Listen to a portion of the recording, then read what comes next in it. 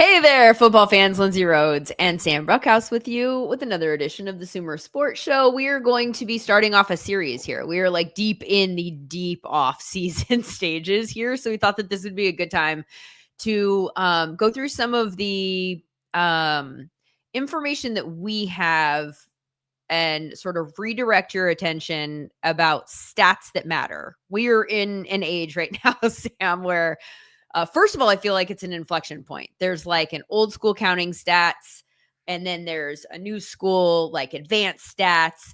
And I think so there's that first and foremost. There's two different ways of looking at it, and one kind of feels a little bit more old fashioned to me, and one feels new. The second point of that is I think with all of the advanced stats comes from there's like a paralysis by analysis thing that happens. There are so many stats that it can be hard to figure out which ones actually matter for various position groups. So what we're going to do in the next few weeks is take a handful of position groups and then kind of dive into that position group and say, like, here are the stats that we think accurately tell the story of who these people are as prospects and how good we think that they are right now and how good we think that they might be in the future. So we're going to do quarterbacks first. Yeah, I'm excited, especially to do quarterbacks, because you hear some of the top minds in the league, like Ben Johnson, now of the Chicago Bears, formerly of the Detroit Lions, discuss with the media how he views quarterbacks, and he's using a lot of the same terminology that we're about to use to show why he took the job with the Bears and to show why he was able to build the Lions into the offensive juggernaut that they were. And so it's exciting to see the blending of the old school football coaches and scouts with the folks who have been doing a lot of great work researching the game and creating new metrics and new ways to look at the game.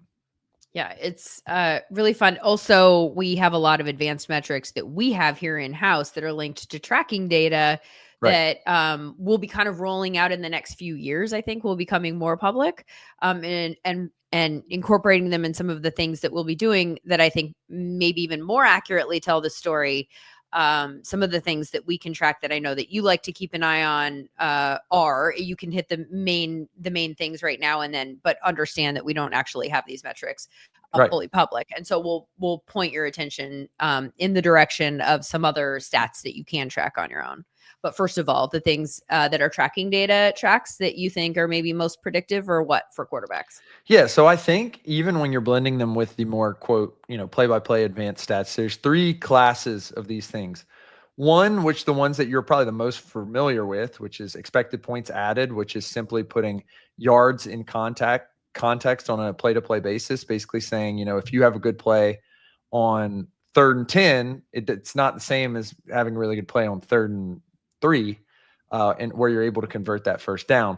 So those stats typically are more team stats. Now, you assign them to the quarterback because the quarterback is taking 600 plus dropbacks. The quarterback is orchestrating the offensive line, throwing to the wide receivers and so forth and so on. And so those really are difficult to go all the way down and say this quarterback is very good. An example of this is Jimmy Garoppolo and to a certain degree Brock Purdy. We saw Jimmy Garoppolo lead the league or be very to the top of the league in EPA per play in a 49ers jersey. And then as soon as he goes to the Raiders, it doesn't look so great, but Purdy is able to be really good. And so some of those stats, in the public are EPA per play, EPA per drop back. Meanwhile, on the SumerSports side, our passing Sumer score, which teams like to look at, is very similar to this as well, where we do control a little bit more for what the quarterback himself is doing, but it's very difficult to get away from that end result in which there's a lot of people involved in that end result. The second tier of these are some that are just clearly attributable to the quarterback. And I thought, Lindsay, we did an excellent job of highlighting these on our draft guide. And that's basically when you are dropping back, what are you doing? Those have been found to be quarterback stats throughout research on our own statistics, such as our sack avoidance metric, have also showed that they are pretty sticky.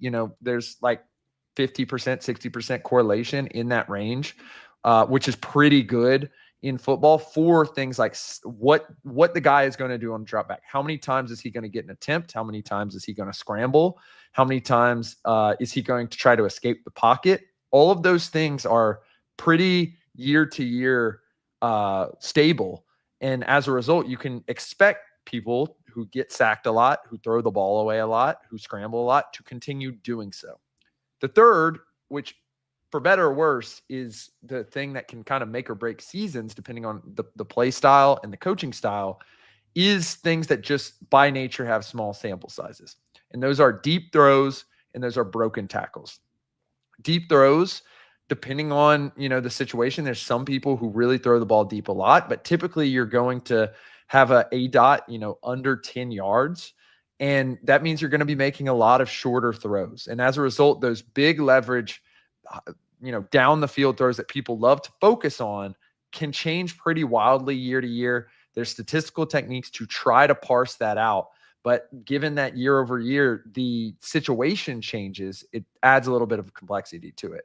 In terms of broken tackles, in any given year, there's maybe 2 or 3 players that are really part of the designed run game. And that's really when you get a chance to break tackles, given that if you're scrambling, you probably have some open leeway and you're probably just trying to get to the sideline or slide. And so as a result, those really can only apply to like 2 or 3 players per year.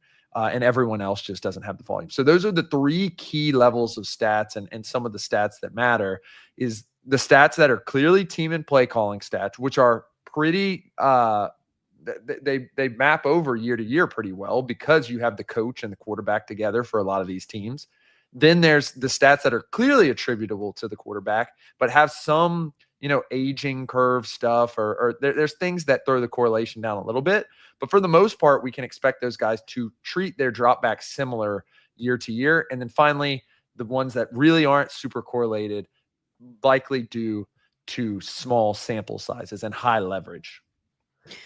One of the things, and I referenced this off the top, the counting stats, and this still comes up a lot, and it feels like I said, again, inflection point. But one of the reasons why I think it's valuable to have a conversation like this, especially in the off season when we have some time to really dial into like what matters and what doesn't matter.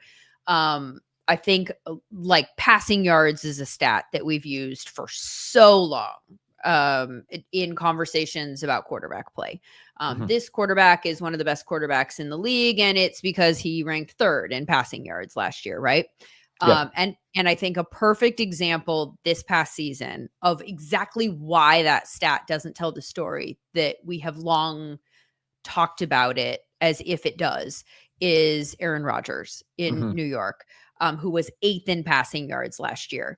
He was also 2nd in passing attempts, right? So we're throwing a ton to get to the number of passing yards that ended up being the 8th most in the NFL last year.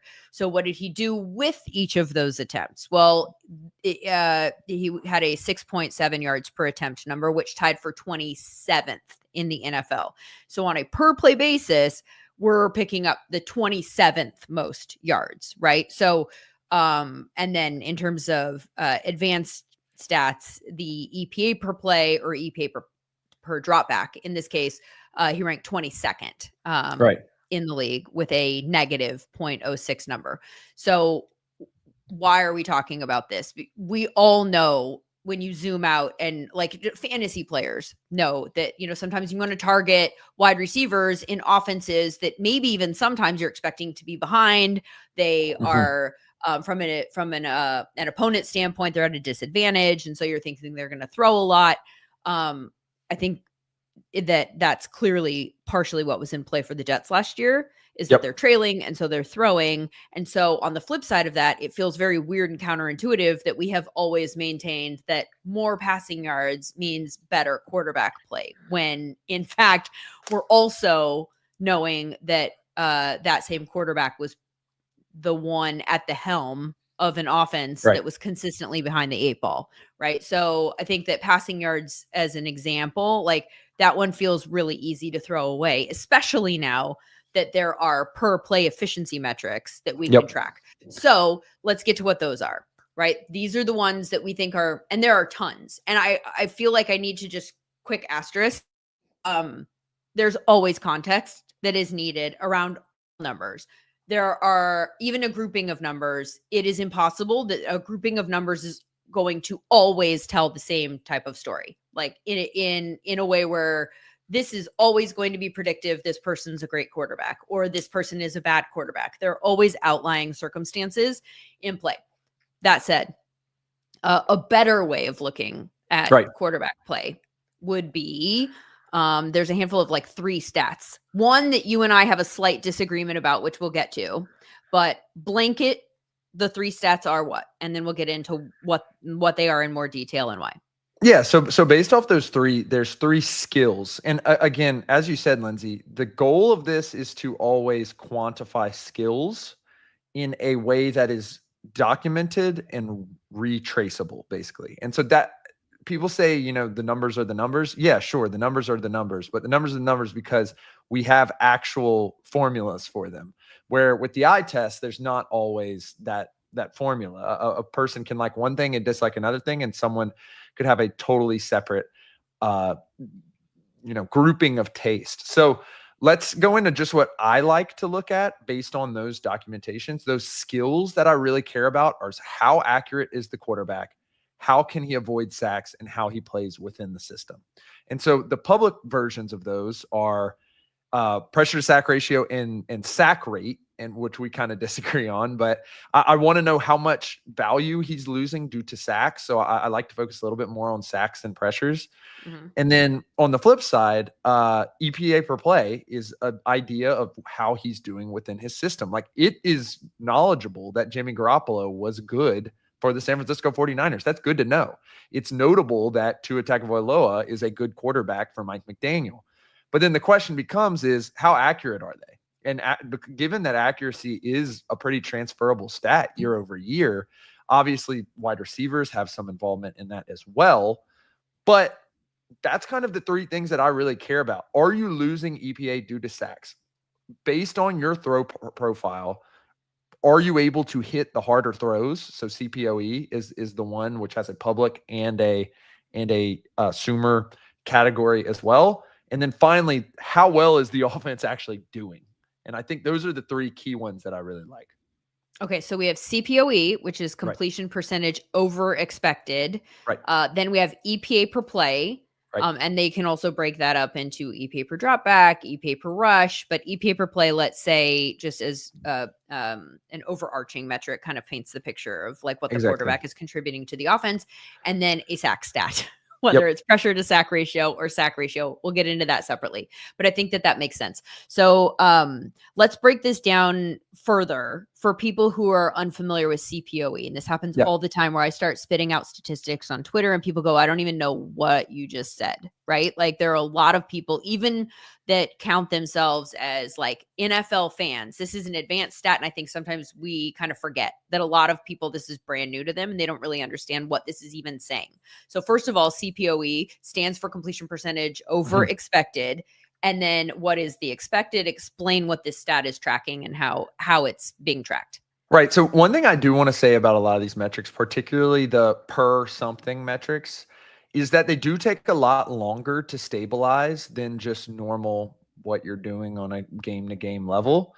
And that is something that people do have to take into account at the beginning of the year in particular. And that's why in the community, particularly across sports, people have tried to move to more rolling averages or using complex statistical capabilities to try to get a better sense of what the actual skill is given the entire sample. So I do want to note that before I move into completion percentage over expected. You can look at completion percentage, but what that doesn't account for is the throw profile that is happening. A lot of players in the NFL will keep their ADOT low as a result of the coach's understanding of what they do and also the understanding of what they like to do. And those are just a little bit easier to complete, particular screen passes, which are designed to be easy to complete and designed to be an extension of the run game. And then other, certain patterns are easier to complete, but will they have that extra value to them? Or it's kind of a toss up. So what completion percentage over expected does is use some idea of the location of the pass and other information to get a sense of how difficult that pass was really to complete. And as a result, we get a real sense of kind of a blend between the accuracy of the quarterback and the ability of a wide receiver to compete at the catch point. But when you start doing it over 400, 500, 3 years of snaps, we start to get a real sense of how capable these quarterbacks are of completing a multitude of passes, given their accounting for their profile in a way that completion percentage does not do. So the expected is where's that number coming from? They're going plus minus against. So this is an interesting note. When you look at the kind of old school play-by-play data that the NFL produces, and you go look at Brock Purdy's incomplete passes, which this is really where it comes in, because obviously when you complete a pass, they're going to note where the pass was completed at. The NFL in their play-by-play data only notes short left, short middle, short right, deep left, deep middle, deep right. And so it's really a very slight number of categories. But if you're really chucking the ball down the field and you're on the 45-yard line, that could be a big difference than just 20 yards down the field, 10 extra yards past the sticks. What is different about SumerSports metrics and some of the other tracking metrics is that there's a varying level of idea that the model has about the yardage away, the X location, given, the numbers and the hashes and all this other information. And then further, if you're talking about SumerSports' model, we have an idea of every player on the field, where they've been, and how every other play in our database that has looked. And so there's just so much more information that we've still added in, and more context that we've added in to get a sense of what really the quarterback himself is doing. And then again, at the catch point, what the wide receiver is doing, that allows us to really get down into a more stable metric that accounts for quarterbacks' accuracy skills rather than just the result of the play. Yeah. And not to go too far off of this, but under the umbrella of CPOE, there are, parts of the field that I think you could even break this off into. And one that you and I have discussed a lot has been the intermediate middle of the field. And one of the things that we had the ability to show in the rookie draft guide, if you go back and look at that, is CPOE by zone. So it's a map of the field broken up into zones: short, intermediate, and then deep, and then the three, sections, side, and then middle. Why the intermediate middle of the field is a good storyteller about the quarterback is because it's so heavily trafficked. It's a hard area of the field for a quarterback to distribute the ball well. And so if you have a positive CPOE, or even like an above average positive CPOE there, then that might tell a story of your ability to get the ball to the person who is most open in that area, or like to navigate where the defenders are. There's just so much more to account for in that space that sometimes that can tell a story. So from a rookie standpoint, again, I told you that we tracked it for the rookies. This tells a good story potentially about Tyler Shuck and the New Orleans Saints and what they might be getting in their rookie quarterback there. His completion percentage over expected to that specific part of the field was 29.4. On the flip side, Will Howard on the other end of the spectrum was a negative 31.9 to that specific zone. Weirdly deep middle, very, very good, but maybe not weirdly, right? Because there's less traffic there. It tells a very different story. And it's also a smaller sample size because you're going to hit deep middle a lot less frequently than you are intermediate middle. So without getting too in the weeds there, I think that that's another layer to the CPOE conversation. But in the interest of trying to keep it as basic as possible, CPOE is, maybe a storyteller to go look for a stat that will tell a story in general about your quarterback play. And then, like with all of these stats, there are layers that you can go into it even further. Yeah, 100%. And to talk about an NFL corollary as well, we have discussed a multitude of times between you and me and Sean Syed and Tay Seth and the other analysts that we have on the staff about Anthony Richardson, because he really pushes the ball down the field. And frankly, like, he isn't great, but he's not terrible down the field. What he really struggles with is short accuracy. And so when you do break it down a little bit more and you understand that that long accuracy could be variable year to year just because of the sample size, but the short accuracy is not. And so that's a major question for him, much as it may be something that we like about Tyler Shuck. But sample size is always very key here. And so as you're looking, like you mentioned, at those intermediate throws, it's very key to understand how good those players are. I want to answer a question by a friend of mine, Eagles Eric. He says, is there a height coordinate for football in tracking data? Currently, there is not what we call a Z coordinate. It is X and Y, basically the yard markers, and then the area on the field, sideline to red line to numbers, so forth and so on. There is not currently a Z coordinate on the field. That could help in catch point, and SumerSports is working very hard right now on detailed and deep research about 3D tracking and ways to build in this item. And it also brings in joints and all kinds of other stuff. But currently, as NGS currently is set up and the tracking by the NFL is currently set up, it is only X and Y coordinates. So the yardage down the field and then the area in between the sidelines. So again, also good question, by the way. The CPOE numbers, why they might be different on various sites when you go look at them. Yep. Some are using play-by-play data and some are using tracking data. And so the number is just based on, your information provider. It's going to give you a different number sometimes a pretty different number. Like we were looking at some Patrick Mahomes numbers from 2023 before we hopped on. Peek behind the curtain. We spent about 50 minutes just chatting about these subjects, and we always end up essentially doing a show before the show. And then we're like, oh shoot, we're supposed to be doing the show. We get caught talking about these subject matters. And so, that was one of the ones that we found where the tracking data, served up a very different result, for Patrick Mahomes. So sometimes, it's a pretty big disparity. So I guess that kind of points to an interesting question though, Sam, about like how sticky it could be if we're getting numbers that are not even really necessarily in the same ballpark. Like in his case, it was positive, based on the play-by-play data, and it was slightly negative based on the tracking data.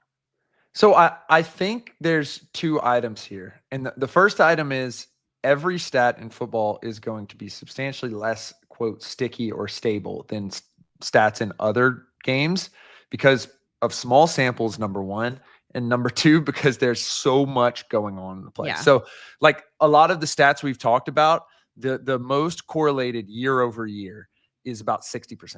So like not crazy. Right. And then you add in like what we like to call R squared, which is actually trying to get to an idea of what the actual variation explained is. And that halves it basically, or exponentially decreases it as well. So that's the first item of like, we're really trying to boil down what we can take out away from this. And it's very difficult. And the game is set up for it to be difficult. The second portion is there is a definite increase, an exponential increase in precision from CPOE as it stands for, just the play-by-play short or deep and left or right versus, real detailed readings about 22 players, locations on the field, and then the training data of all those other things. And so while CPOE is more generally looked at as a pretty stable stat because most of those throws are in the short or intermediate regions, in any given year, that deep one, because it can go up and down, can really make kind of a difference, particularly as it pertains to a very imprecise metric as compared to the same metric with a lot more precise data. Yeah. And by the way, speaking of precise data, the stuff that, again, we are working on behind the scenes, but have the ability to do is go on a frame by frame basis, every single play on all 22 tape. And at every single moment of the play, we could pause it and tell you what the completion probability is to every wide receiver on the field, what the expected yards were, if the quarterback were to target that specific person at this specific moment. And then you shuttle forward 5 frames. And the numbers look different because the picture looks different, as you've talked about. So we are definitely working towards getting more and more precise information and the ability to actually more accurately tell some of these stories in ways that have we've had to sort of guess and have taken numbers from broad samples. And now we're getting very, very precise. And so it's such an interesting time in that regard. So that's CPOE. The second one that we talked about for quarterback play is EPA per play. Right. For people who are unfamiliar with EPA per play, what does that stand for? The EPA part, and why is that important? So expected points added basically looks at the time of the play, whether we think, a field goal will be scored at some point, a touchdown will be scored at some point by that team. And then we look at it when the play is over and we simply subtract the two.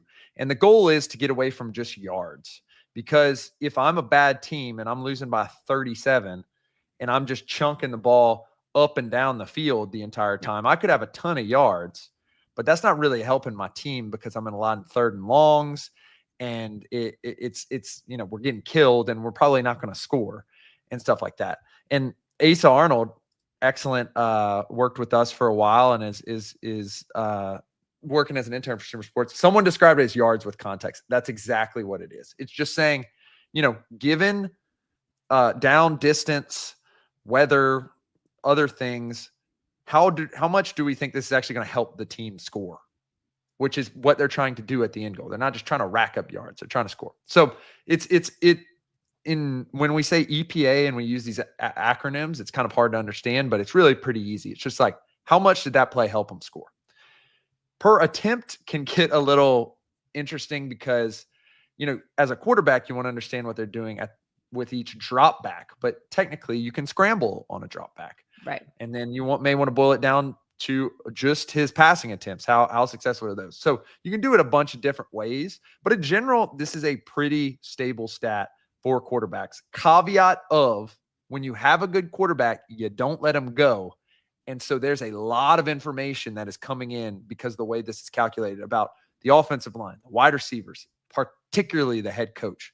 And when we look at the people that folks argue the most about in EPA per play, it is your Tua Tagovailoas, your Jared Goffs, yep, your Brock Purdy's, ironically, who are all being paid the same amount of money now as of the Brock Purdy extension, because their head coaches and offense coordinators are operating at such a high level. And in particular with Kyle Shanahan, we've seen him do it with multiple quarterbacks, that you have to kind of discount their pure skill evaluation because the offense coordinator is adding quite a bit of edge that we can't necessarily quantify right now. Let me ask you, so if you add up total EPA, even separately from EPA per play, EPA per drop back, total EPA is usually going to give you a picture of the most productive quarterbacks in the NFL, right? Like the list usually is not all that different from what you would expect it to be. But where I think that this is interesting, because you want to partially use these statistics to say who is maybe good, but has not been in an environment that is taking advantage of how good this person is. Like, we want to be able to parse out talent away from their environment. And so will an EPA per play or an EPA per drop back for somebody who is in a bad environment, will we be able to discern that from this, or going to need to put EPA per play with CPOE and like merge it with a bunch of other stats in order to more effectively get that picture? Yeah, I think particularly at the top end, it can not lie because it is the actual results of what's happening, but it can mislead. Jimmy Garoppolo is a great example of this. There's a little bit more gray area about the middle or the end. So, for example, like Geno Smith last year was looked at as an excellent quarterback who had a lot on his shoulders, wasn't great in EPA per play, but was excellent in things like CPOE, was excellent in other items. And so I think it does take a combination, as most things in football do.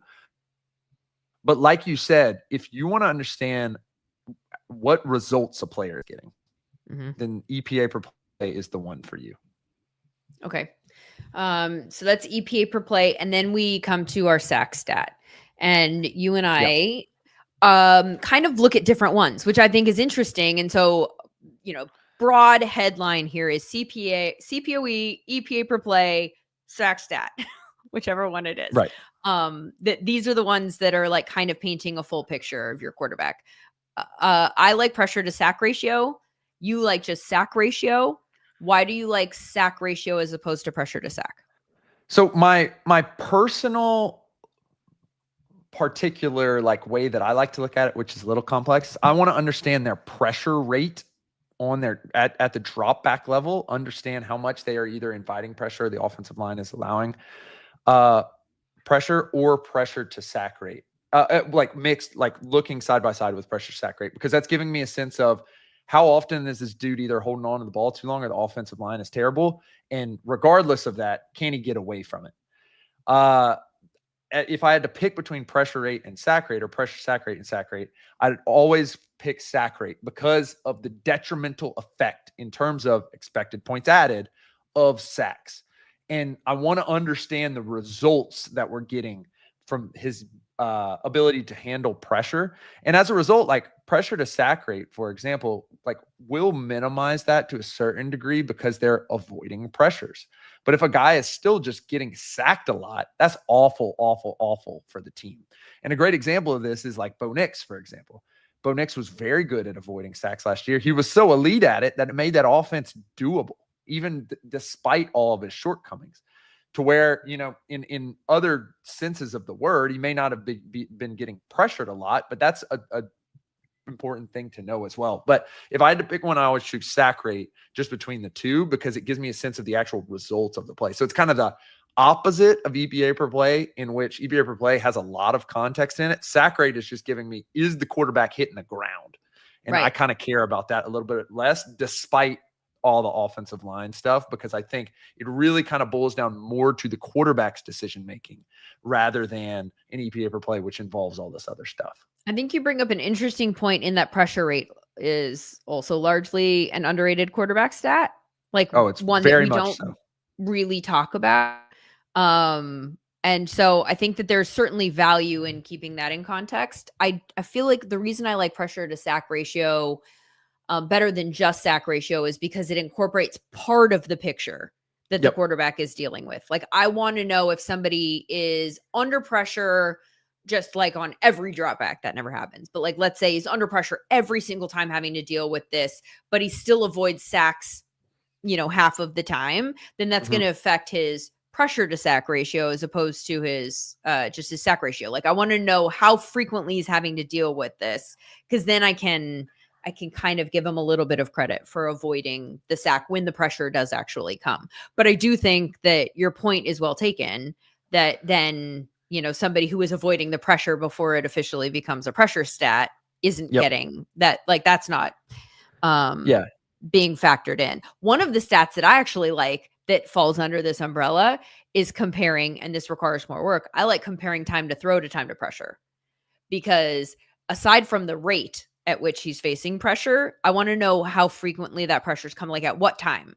Like, Yep. because then that can tell a story about whether or not it's a quarterback stat as Yep. opposed to an offensive line stat. Because if the pressure is taking a long time to come, for instance, right? Like the time to pressure is maybe a little bit of a higher number. Yep. Then now I know like the O-line kind of did its job, like get the ball out. Or maybe that's a coverage issue, right? Like maybe your wide receivers aren't getting open, but like there's more to this story than just an actual pressure that's coming or a sack that's coming. And for instance, by the way, I think one where like Caleb Williams, the story is a little bit lopsided because the time to Yep. pressure was relatively long, but so was the time to throw. So to me, and again, we could do this for every single quarterback. There are specific stats that are going to tell a deeper story about them outside of these three metrics that we're really harping on today. But like he needs to get the ball out faster, Yep. right? So every pressure stat, every sack stat, like there is a component of him that exists in that. Yeah. So it's interesting, particularly with the stats that you brought up, is that everything except sack rate, in which like it's very objective if a player was sacked, does have a layer of subjectivity to it, because you have to define a pressure and Mhm. people vehemently disagree on what a pressure is. So if you were to look at, the way coaches look at it, they're just like getting a sense of whether the quarterback felt bad. Where if you look at what uh, we're doing or other tracking sites are doing, is like we are having to make clear cut definitions fairly arbitrarily, obviously with a lot of Yeah. research going into it, but it's still based on feedback. Not It's still based on subjective feedback, I guess, of what feels right.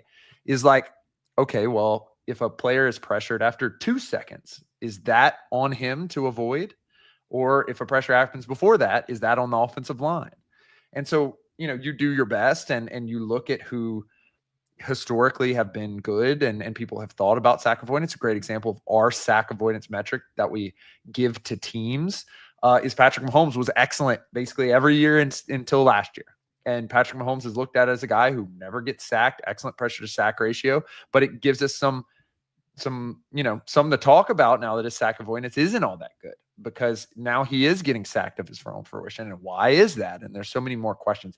So when it comes down to pressure in particular, it gets a little bit more subjective because people have to define what a pressure means and then Mhm. define who is calculatable for that pressure, who should be attributed with that pressure, the offensive line or the quarterback or the wide receivers or someone else. Whereas a sack is when the guy hits the ground. It's very clear when the guy is sacked, and we can figure out all of that stuff after that. So it's a interesting highlight, as we've been highlighting like kind of what to think about a little bit more as we talk about it. That's something to think about a little bit more, especially when viewers of this podcast, listeners, or football fans in general are deciding what they think matters. Just for context here, the top 5 time to pressure. Just so you have an idea. Number 1 longest, like top, meaning you have the most amount of time, is the Baltimore Ravens with 301. Yeah. And clearly very good offensive line. We can also see a scenario where some of that is Lamar Jackson, right? Yeah. Like avoiding pressure or maybe even getting the ball out fast, although he doesn't. He has a 3.14 time to throw. So he's enjoying that time to pressure being so long and taking his time to get the ball out. So then next it's Kansas City Chiefs, and then Pittsburgh Steelers, and then Packers, and then Bills, and then Eagles, I'll note. Well, and then Broncos, 6-7. And then Vikings, actually, interestingly, for the Sam Darnold part of the conversation, right? So you have an idea that, but here's where the Caleb comes in. Number 9 is the Chicago Bears. Yeah. In terms of longest time to pressure. Right. Is they're up there. So the fact that the sack rate was as high as it was in his case, which is 10.7%. Now we've got a story developing there that points to the quarterback for me. Right. And the fun thing to do is evaluate if people are approaching this wrongly, right? And so you're looking at sack rates for people, and you look at Lamar Jackson, and he is I believe he has like the 9th lowest sack rate. Like he very rarely is getting sacked. And he does have a very high time to pressure. But what's interesting is, are those people not pressuring him because they're afraid of him running, afraid of him scrambling, afraid of that upside that he can bring? Despite when you look at his rush EPA statistics, which could be related to this, could not be, he was like 16th last year. And so perhaps going into future years, you should go ahead and blitz him just to see what happens, because he's already carving you up. There's no doubt about that. Try something maybe a little different. Or is the story that rush EPA is very limited because the time to pressure is high, because you're just trying to crunch the pocket and keep him in there? Now, that didn't work last year. He had the highest blitz rate in the league last year. Yeah, so that's an interesting story, and as a defensive coordinator, that's probably what I would do. Is try to take advantage of those subset of statistics. Fortunately, it didn't work. He carved everyone up, and he's one of the greatest quarterbacks of all time, probably at this point. Yep. But nonetheless, some interesting things to try. You got to try something. Well, that was I think maybe the most notable development of his game last year, was that he just got so freaking good against the blitz. Mm-hmm. So it's like, what are you going to do now? I mean, like his numbers against the blitz were insane, which was a big part of the argument for MVP for me. But Yep. okay, so yeah, let's look at some sack rate in terms of the lowest. So I'm actually looking at team sack rate right now. Bills 2.6%. That's Josh Allen wild. does not get sacked. That is wild. And then number 2, Broncos, which is a point that you've made quite a bit about Bo 100%. Nix and the fact that this is just a strength of his game. Like, Well, he and doesn't go down.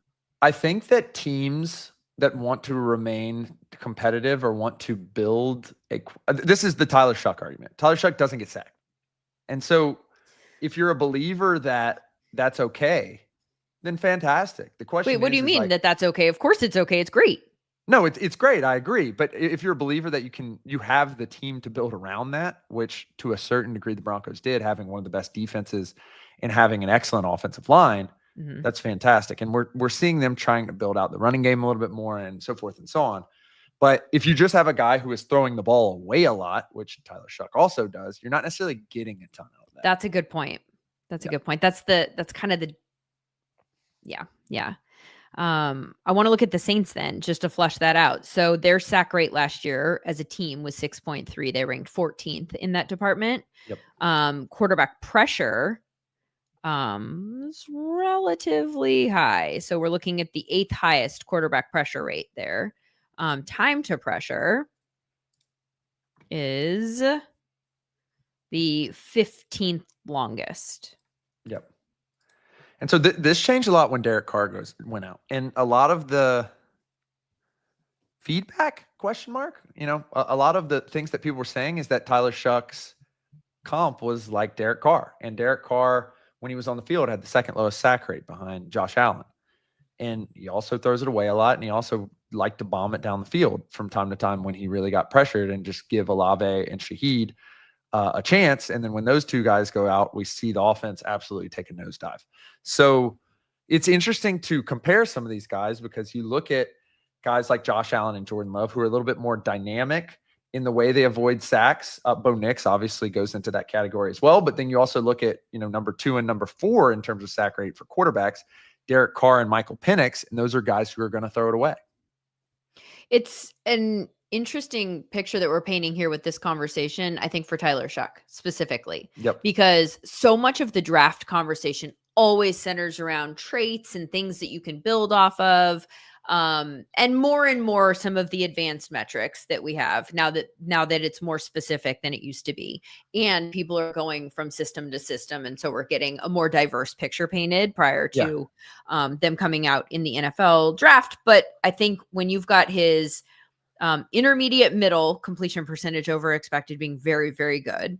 Yep. And then you've got a sack rate that is low. Like you're painting a picture of somebody that kind of matches the narrative that it was attached to him, which is that he's pro ready, right? Like this actually might be, and this might be a good test case to see how sticky these metrics actually are in terms of predicting next level play.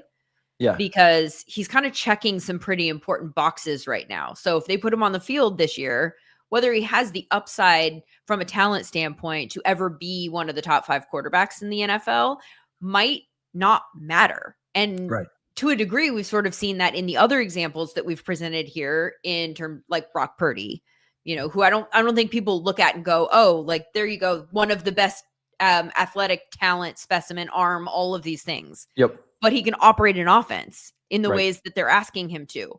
And so as long as you stay with that offense that asks you to do those things and you are not asked to do things that you cannot do, then how much do the other things matter? Yeah, I think with regards to Tyler Shuck, you have to think of item, like there's item 1A and item 1B. And item 1A is, what is he going to do? He ain't going to get sacked. He's going to get passing attempts or get throwaways. And the second item is, what is he going to do with those attempts and throwaways, given that, he's not going to take a ton of sacks. And the question is, how frequent are those throwaways going to be and how quick are those throwaways going to be? And I think understanding that is going to be basically unlocking what he's going to do at the next level. Because I think once you start getting into production stats, such as EPA per play or EPA per play over the middle, and CPOA to a certain degree, just given the speed is so different at the NFL level. Obviously, we'll get a pretty good sense of that week 1, week 2, week 3 if he ends up playing. It gets a little trickier with the production stats, but that's why I always like looking at what the player does, because if what the player does looks good, your scouts like his tools, and he was able to produce on top of those tools, typically lines up in a pretty good thing. And here's a good example of this is like, that's why I love Jaden Daniels so much last year, because number one, he was running around. He wasn't getting a lot of sacks, but Asa brings up a good point of how valuable are metrics like EPA loss per sack. He doesn't take bad sacks. He doesn't lose EPA due to sacks. And so that being his major knock didn't end up being a major knock. And he was completing the tools and the stats and what he did, which was a pretty high scramble rate, which he was able to do at the next level. And I thought he was going to be able to do on the next level. You got a sense of what he did. I liked personally what he did. Other teams may not have. And given what he did, the production on each of those columns, sacks, scrambles, throwaways, so forth and so on, looked good to me. And I think that's the best 3-way evaluation to do it, college to pro, that is. Sean Syed, Asa, also had identified to Sam and I before we did this that one of the stats that he likes to look for is EPA loss to sacks. So You're barking up the right tree there. Have some good company in terms of stats that you're looking for.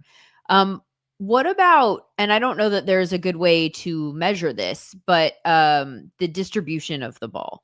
Like we talked about this during the draft sometimes with Jackson Dart, for instance. It was first read or tuck and run, generically. Like that's not obviously true all the time, but from a narrative standpoint, it was, once he got past his first read, sometimes he would abandon the play and he'd be running the ball. And so that raises some red flags about his ability to maybe go through the progressions and run an NFL offense if we're looking forward.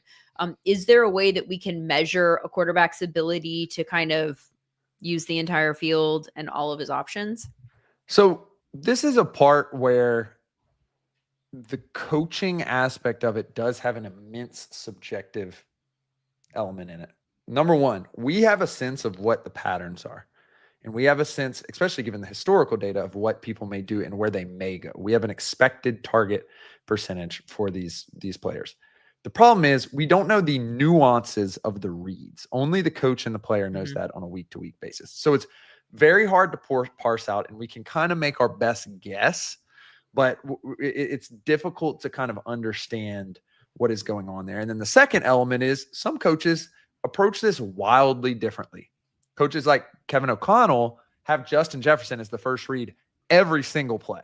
And other coaches, as we saw. That's good coaching. Yeah. And other coaches who we saw as like Julio Jones, we saw Cooper Kupp do this a lot.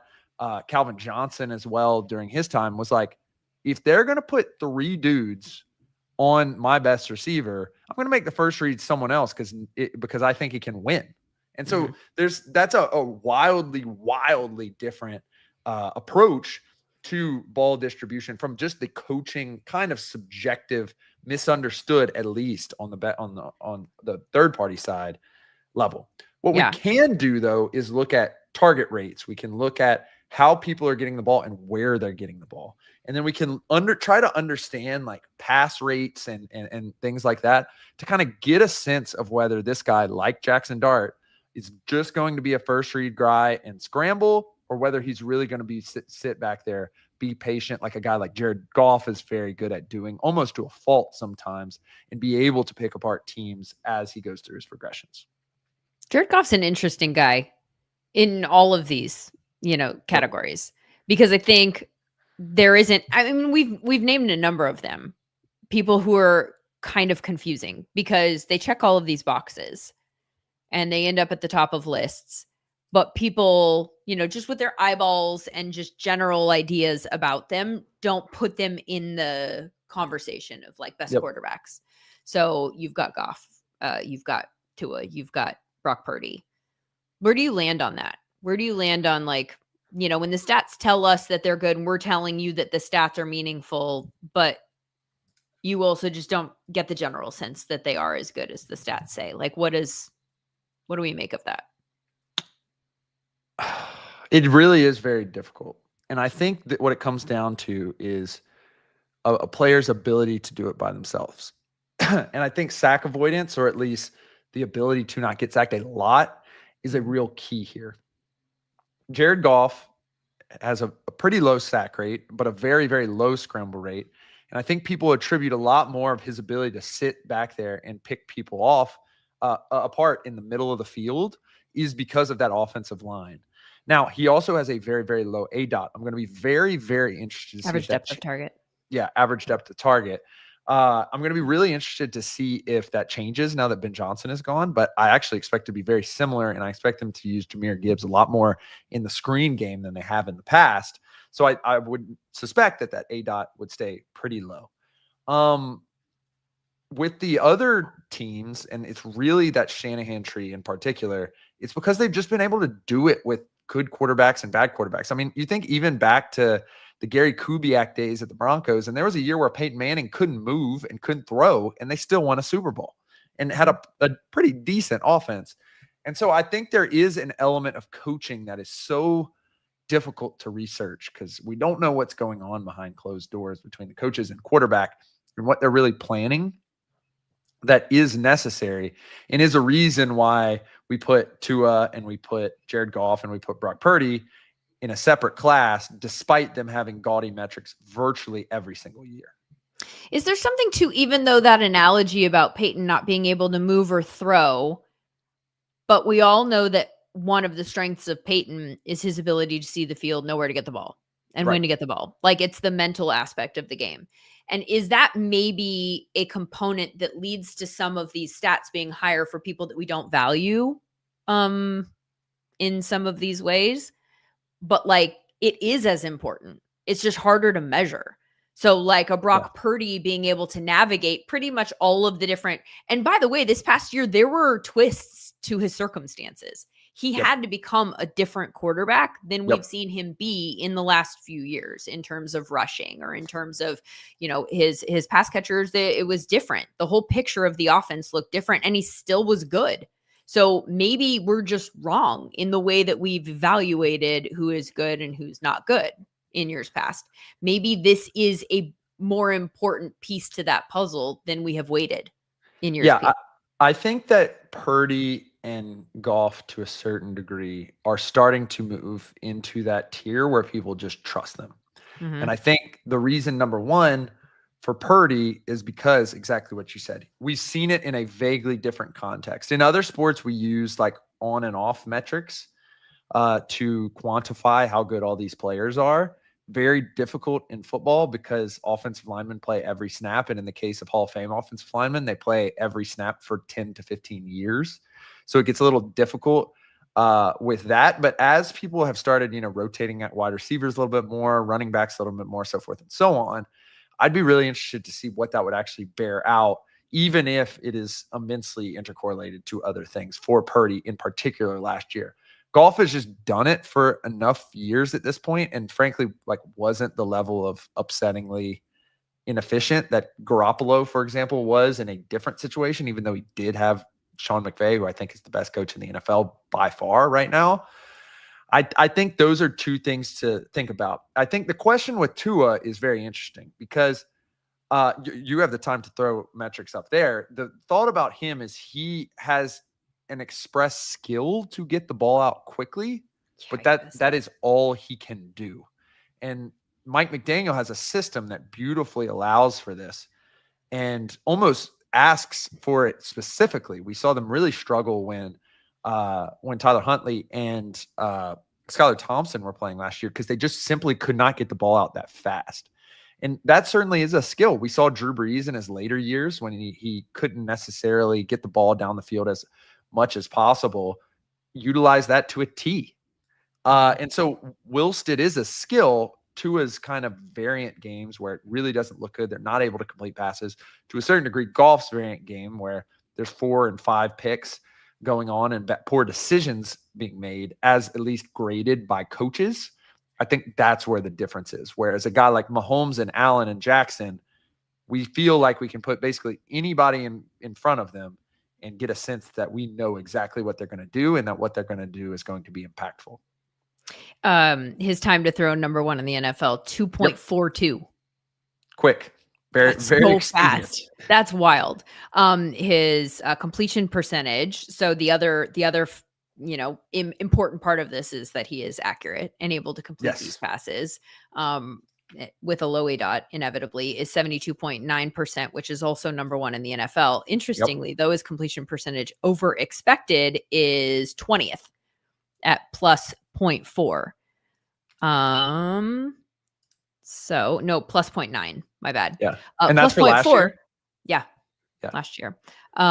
The quarterback right behind him is, I think, an interesting one that I want to discuss for 2 seconds here, and that is CJ Stroud. So CJ Stroud was 21st in completion percentage over expected last year. It was a positive number, which I'm almost surprised by because he had a rough year in all of these advanced stats. And after having a very good year the year before, he was 25th last year in EPA per drop back. In terms of total EPA, we're looking at minus 42.3, which ranked 28th. I mean, I have used Aaron Rodgers as an example of poor quarterback play so frequently this past year. I think just because people don't I feel like I have to, beat that point home because a lot of people just aren't seeing it. And so he's become my poster child for a lot of these numbers. And yet you go look at these numbers and CJ Stroud's right there in the Aaron Rodgers range in almost all of these metrics. Yeah. 1 year ago, that was not the case. So I'm curious about what he tells us about these metrics. And you said at the very beginning, like, we need long sample size in order to understand the stickiness of these, or for them to be sticky. It's not like you do this for 1 year and that means that's who you are. Yeah. Clearly, in the case of CJ Stroud, like, what do we make of that? Well, one quick note I want to make on Tua, because I think it's interesting and necessary to delineate what we talked about at the beginning, the different levels of context that we can include in these models. Is he's actually very good in SumerSports' accuracy metrics. And ours is a different model that I believe the difference is in NGS, which is built off of stuff that people have built in the Big Data Bowl. It only uses location. It doesn't incorporate what has happened before like we do. And that may indicate that speed in which he throws the ball or the level of timing that he has is actually a skill. So I did just want to bring that up as like yet another addition, understanding the differences between the model and what that ends up meaning. But with regards to CJ Stroud, it's really fascinating. And it's like, when you really look back at it, and I've given Bobby Slovic a hard time basically since he started at the Texans, despite him getting head coaching. I've been pretty distinct that I thought he was putting CJ Stroud in some pretty tough positions. You go back and look at the team's success 2 years ago, and it wasn't really that great. They were pretty average, given that CJ Stroud was at some point looked at as like a guy who may be in MVP conversations his rookie year. And so I think there is a lot of context surrounding CJ Stroud. I think that you look at what he did his first year, it was substantially better, and it all kind of came to a T last year. But like you mentioned, Lindsay, there's so much context going around there, and he had probably one of the worst situations until Nico Collins came back of any quarterback in the league in terms of his offense situation. He had one of the best defensive situations.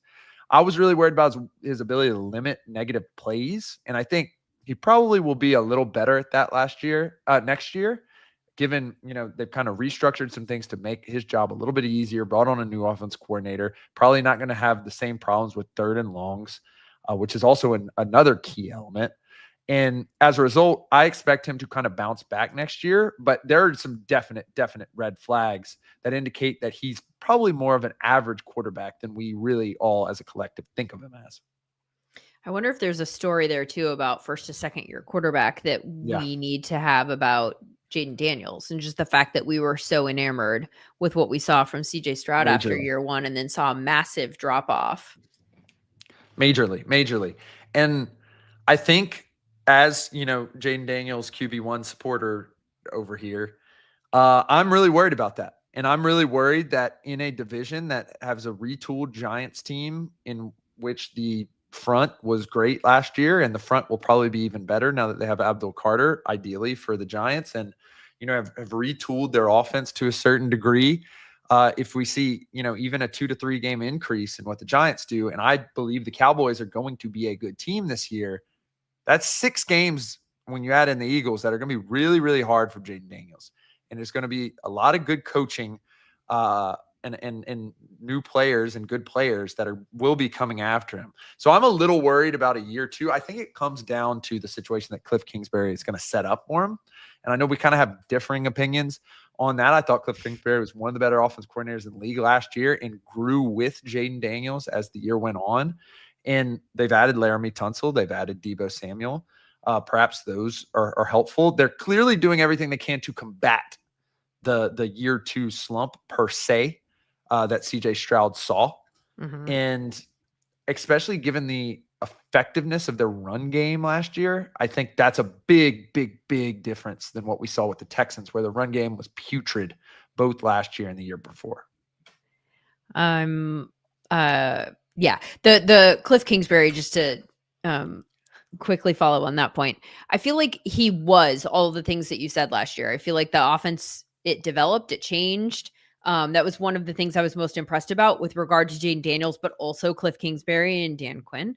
That there are certain things that felt very like static to a degree about the offense early on. Like there's the left wide receiver conversation that always exists in Cliff Kingsbury offenses, where the number 1 wide receiver just like locks down right there, right? To keep it simple for the quarterback. And then you always know where that guy's going to be. That started to change toward the second half of the year. And I don't know that that's a consistent pattern that we've seen with Cliff in the past. So I love that twist happened. I also love that it felt like it was specific to Jaden Daniels. Like, a lower ADOT that then gets higher. That kind of stuff is stuff that you want to see, where you can say, oh, this was an environment that was specifically created to put him in a position to succeed early on. And then once he realized, or everyone realized, and he proved that he could handle more information, then you gave him more information. You made it more complicated. That's always a good sign for the coordinator. And then also for the quarterback, right? Like, because you have to keep developing, or else defenses go, oh, this is what it is. Okay. Got it. We'll stop that, which is, I think, what has happened to Cliff Kingsbury offenses in the past. So I feel like I maybe need a little bit more of a sample size than just the second half of last season, because we have a sample size of Cliff Kingsbury being kind of, doing a thing. And so I would like to see him do that into next season before I'm convinced that it wasn't just an outlier period. But it's certainly trending up, and that's a good sign. And I think that's the most difficult decision in the NFL right now with top tier quarterbacks is, at what point are they ready to make the leap to your entire offense? Obviously, we saw the Bills struggle with that mightily with Josh Allen until it clicked. And that was never a problem for Patrick Mahomes. It was a little bit of a problem per se for Lamar Jackson, just as in his first year as kind of a gadget guy. But that's the real question for CJ Stroud and Bryce Young and Jaden Daniels right now is, when are they ready to become the Drew Brees, the Peyton Manning, the Ben Roethlisberger, the Cam Newton, where it's just they're the offense now. And I think a canary in the coal mine for if they pulled that trigger too early, as Asa brought up, is if that EPA lost per sack next year changes, given that he does have a high pressure to sack ratio, that could be really bad. And I'm looking at CJ Stroud right now, and he was 39th in sack rate when you account for players who had over 100 dropbacks. Last that season. Is really bad. Like, you're losing. It's not good. And so for context, like Jaden Daniels was 34th. And so if you start losing EPA there and you still are in that range of sub 30-second sack rate, some major problems could potentially occur. What was he the year before, CJ? Sack rate. Let me see. How different was that? He, amongst people with 100, he was 30th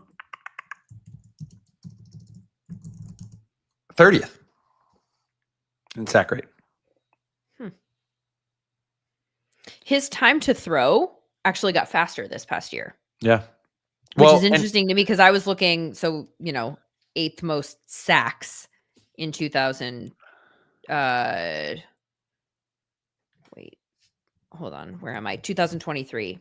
So, and his time to throw was 3.04, which, because Yeah. I'm looking for some sort of stickiness. Like, is there something that was there, statistically speaking, that we could latch onto as saying this could be a potential problem if not addressed? And that's kind of the one that I think that stands out, because his time to throw this year also very high, third highest, but 297.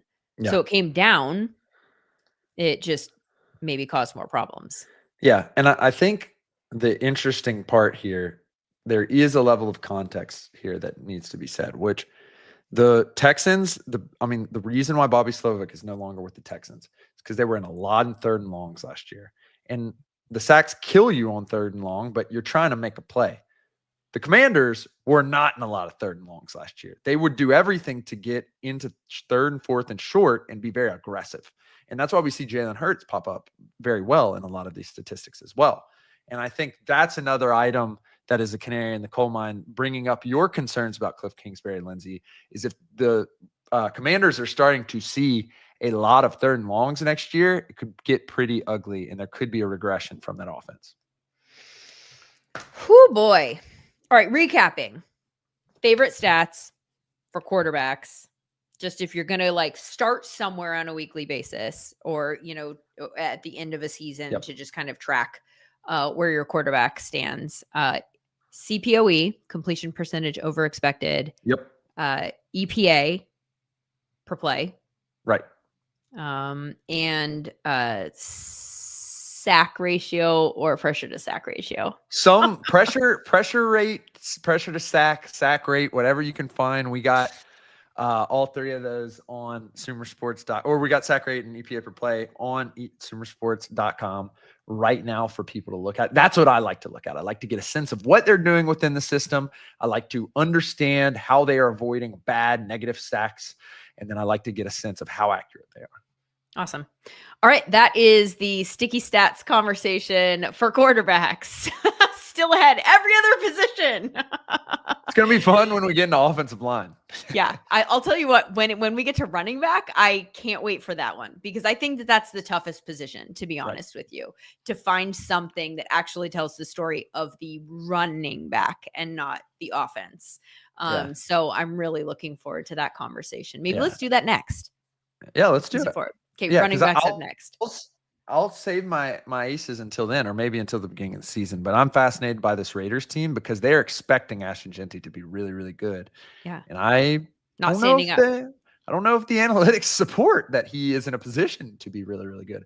So it's going to be what?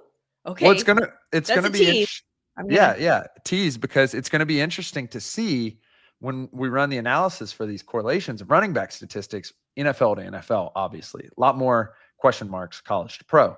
But NFL to NFL, whether, guys like Saquon were just hurt or whether he really is, it's really more variable and really more team context dependent.